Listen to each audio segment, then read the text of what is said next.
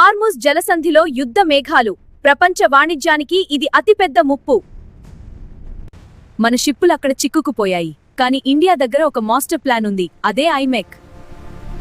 ఈ క్యారిడార్ ద్వారా మనం హార్ముజ్ జలసంధితో సంబంధం లేకుండానే నేరుగా యూరప్కు చేరుకోవచ్చు.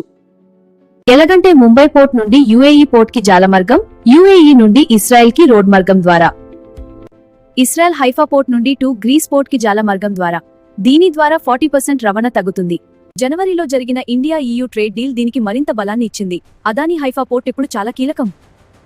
ఇది కేవలం వస్తువుల కోసమే కాదు, గ్రీన్ హైడ్రోజన్ మరియు డిజిటల్ కనెక్టివిటీకి కూడా ఇది ఒక లైఫ్ లైన్. ట్యాంకర్ల రవాణాపై ఆధారపడకుండా ఉండేందుకు ఇండియా మరియు ఇటలీ మార్చ్ 2026 నుండి సంయుక్తంగా అండర్సీ హైడ్రోజన్ పైప్లైన్స్ నిర్మించడానికి చూస్తున్నారు. మరిన్ని జియోపాలిటిక్స్ అప్డేట్స్ కోసం సబ్స్క్రైబ్ చేసుకోండి.